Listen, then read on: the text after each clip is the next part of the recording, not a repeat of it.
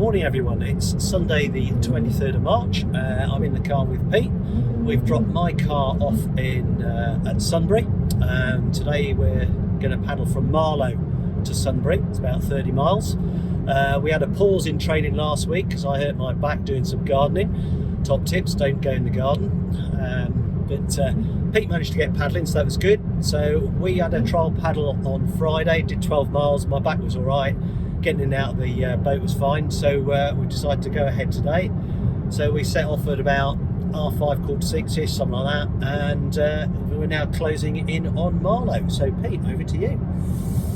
Yeah, so this is the last part of our overlapping down the Thames, so that we've covered all the elements that are going to be in the darkness phase of our paddle, albeit we expect to be paddling into first light in the vicinity of Belweir, Penton Hook.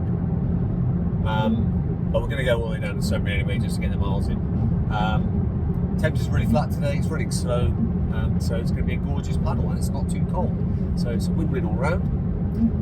And then we'll focus back on the Waterside D, which is our next big long paddle, prior to coming up to the race.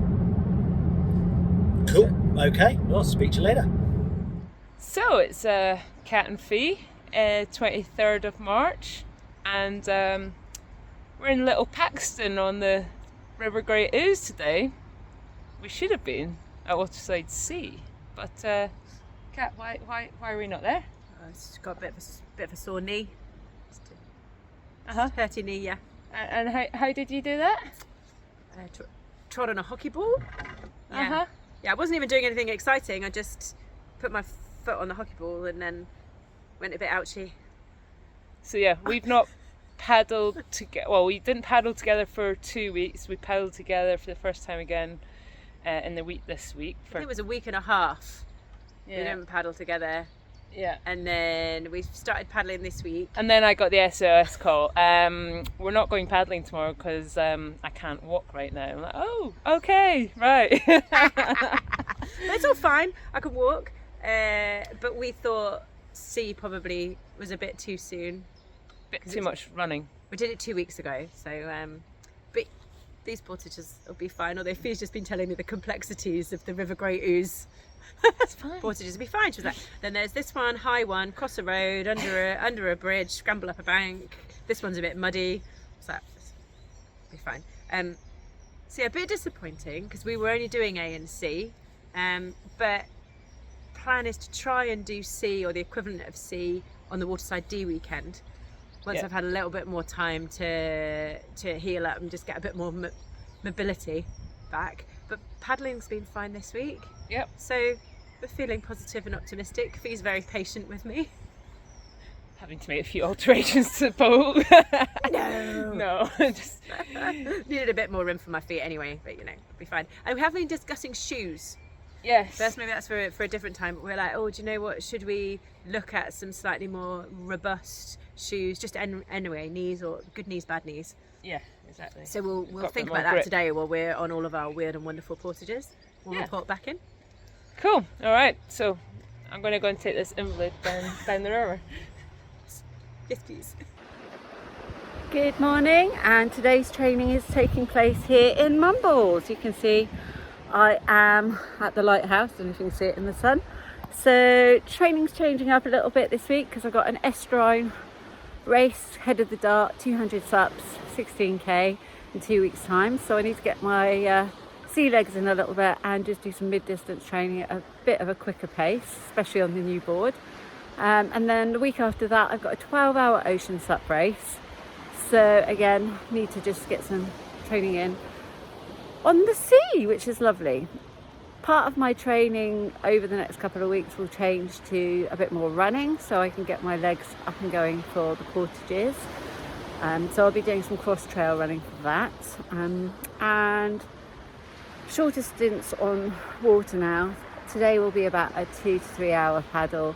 And tomorrow will probably be about the same, but I'll be incorporating a bit of a run every day and some sand dune work as well, so I can get used to piling up some steep hills, because a lot of those portages on DW have some quite steep hills.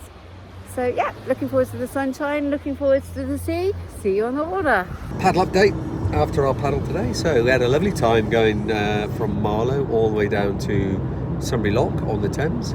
The weather conditions were dry, overcast, light easterly wind, and really slow flow. So good hard paddle. What made it interesting was all the river traffic that we encountered. So the rower skiff boats out of a wash made it interesting. So another little bit of a learning experience for us on the paddle. And we got to see the last of the locks that we'll be encountering in darkness on the race. So a good recce as well. 30 miles in the bag, just over 4 hours. So very worthwhile. Yeah. It was good. Yeah, no, it was good. Back was all right, which was good. We used our squeezy pouches for food. Plan is to make that up and put it in bottles for. We'll try that out on Waterside D to make it a bit brighter. Yeah. So baby food made with high energy things like bananas, peanut butter, and stuff like that. Works a treat because we didn't even touch a gel today. Just had them. And didn't have any problems with feeling weary or anything. So it seems to be quite a good substitute to other solid foods. It's easy to digest, easy to get down. Because it's blended, it's going to be digested even easier. So yeah, we'll definitely be using that on D and then probably into the race as well. So without further ado then. Well, mind you, the other thing was we saw Dauncey boats. I came across the Dauncey boats, the 4-dayers, the juniors doing their travel. They're paddling down in groups as well. Yeah, so they were doing Bolters to Sunbury, is it? Bolter Sunbury, yeah. I filmed every lock with my chest-mounted GoPro. How much of the locks we got as we approached them lies how much of my lap and the spray deck. We'll have to see when I go back to it. But hopefully we've got some meaningful footage we can stick up for this coming week's vlog. Anyway. Cheerio. Ciao. Bye. Okay, we're just on our way back home after a 35-kilometre paddle. Yep. It's pretty good. It's pretty good. How were the portages, Kat? Oh, portages were good. How many did we do? 8? Oh, 7, 8 technical river portages. No problem. There's some quite deep put-ins and clamber outs and bank meandering, so we're all good. Running's not quite there, but you know, that's got a few weeks for that. Walked today. Yeah, just a casual stroll. Yeah, sad to have missed Waterside Sea, but yeah. There were some boring bits to that paddle, weren't there? Towards the end, so it's a bit of practice for DW. Yeah, so. Cambridgeshire flat floodplains was like the gift that kept giving. I'm like every bend. Oh, where's the lock? It was like the polar opposite of Waterside Sea, which is that you don't even have time to think. But yeah, definitely good for that sort of 4 in the morning long slog on the Thames. So I feel prepared for that now. Yeah. So another good session done. Just need to get that knee better. Yeah, be fine, be fine.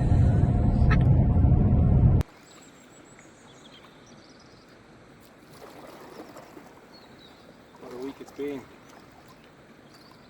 cracking weather for the last probably 8 to 10 days, and that has meant lots and lots of water time. Playing around the last sort of 2 weeks with nutrition. So usually on long distance races, I'd be mixing it up with sort of different forms of carbohydrates, so like sort of brioches, little sandwiches that way, that type of thing, some bars.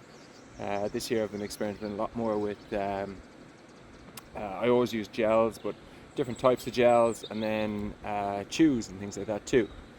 I've also changed up my hydration, so I always used electrolytes, but this year I actually got a sweat test done to check the salt content of my sweat. So I've actually upped the I suppose the concentration of electrolytes now that I use, because what I found was after maybe 60-70 kilometers non-stop, I'd be starting to get sort of my lats and across my back, and other little parts of me would start to cramp a bit.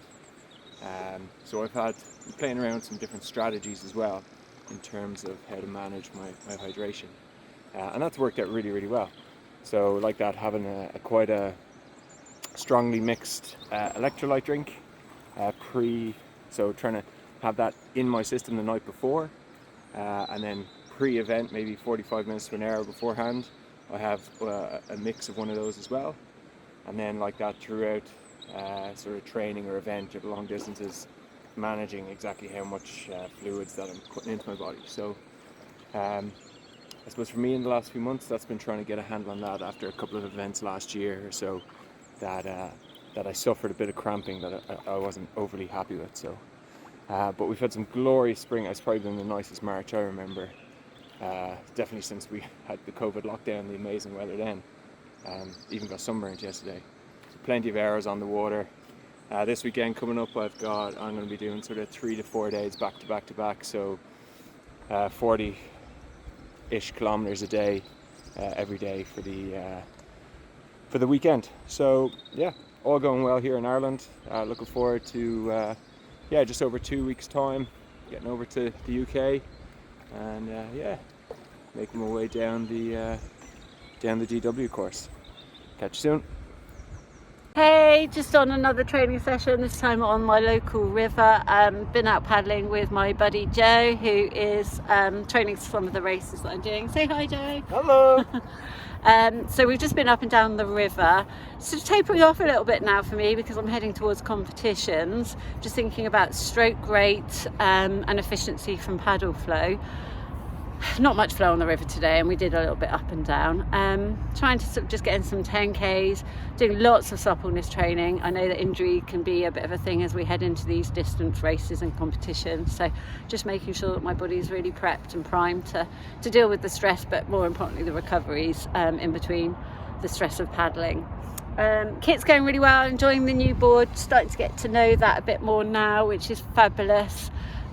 Nutrition wise, definitely making sure that the food's going in. Feel a little bit like the weight could be going on a little bit, but better to be on that side of it than depleted as I head into competitions. So yeah, really enjoying myself, enjoying the kit. Just got to get the husband a bit more organised with the crewing. He and Albert will be part of the team, so looking forward to that as well, seeing them along the course, as long as they turn up when they say they're going to turn up. We shall see. Speak to you soon.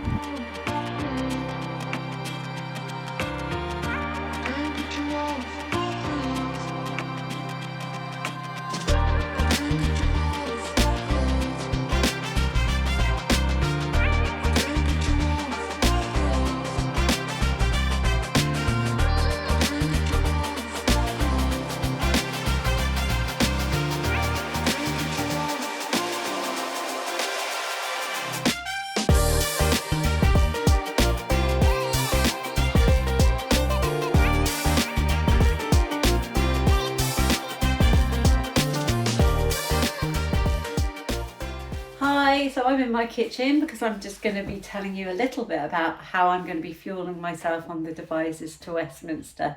So before I set off in the mornings, I'm generally going to be fueling up on some porridge and some alpen, so we've got lots of fibre in there to keep me fueled throughout the day. And then I normally top that up with a good helping of fruits. So I've got raspberries and grapes for my paddle today, but the other one that I really enjoy, which I've run out of, is raspberries. En route I'll be having some protein drinks. I am a vegetarian, so everything's plant-based for me, so I'll have some big holdalls full of those that I can choke down on along the way. In terms of snacks then as well, I tend to make my own protein balls, so in there we've got some cocoa, almond, peanut, and the white ones are coconut based as well, so I generally have a variety of about 3 of those that I can top up on and pop one in my mouth and chow down on along the way.